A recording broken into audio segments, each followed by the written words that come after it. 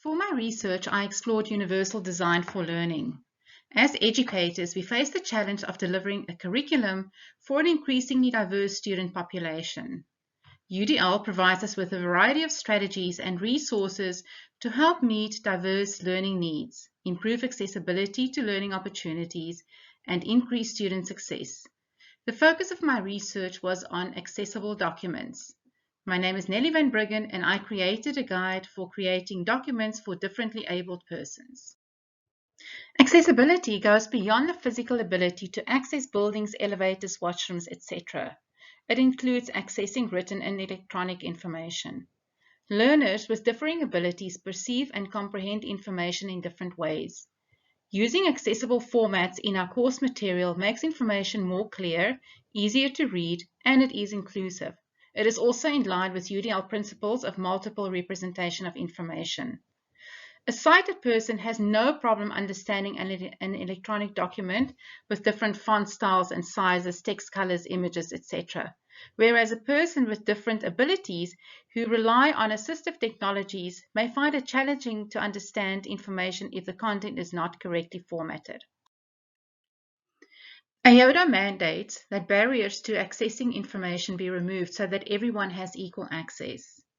This requires us to create electronic and printed documents in alternative formats to accommodate differing abilities. As educators, we face the challenge of delivering a curriculum for an increasingly diverse student population.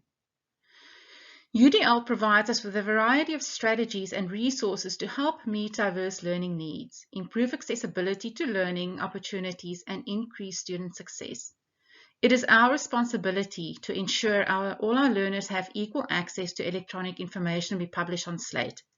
It is also our responsibility to format Word, PowerPoint, and PDF documents so that screen readers and other assistive technologies can read it.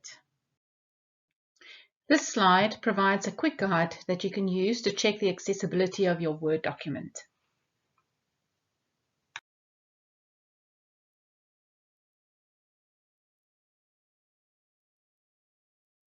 Here you will find a quick guide to check the accessibility of your PowerPoint presentations.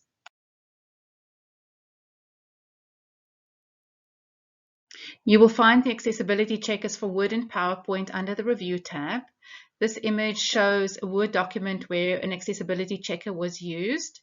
You will see on the right side of the screen, it shows you the errors, and if you click on each of the errors, it gives you the tips on how you can correct these accessibility errors. This screenshot shows an accessibility check that was done on a PowerPoint slide. It shows the errors and how to correct each of the errors. The accessibility of a PDF file depends on the accessibility of the original document, so it's best to do an accessibility check before saving or converting work from a Word or PowerPoint file to PDF. It is also important to use tags for all content in a PDF document, including decorative or background elements. Tags provide structure for assistive technology such as screen readers, and it also sets the order in how a document should be read. Here you will see some examples of tags. To run the built-in accessibility checker in PDF, you want to select the accessibility check and accessibility report on the right side of the window. The results will appear on the left side of the screen. For additional information, do a right-click and select Explain. You can also choose to pass or skip a rule. For more detail, you can choose your full accessibility report. Do not rely on accessibility checkers alone. Your accessibility checker does not check for poor color contrast or inappropriate use of color, unformatted lists, or text that are too small, or font that is difficult to read.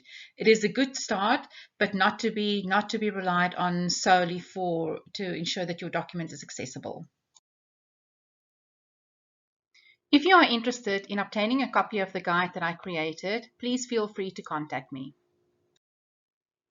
Accessibility allows us to tap into everyone's potential. Deborah Rue.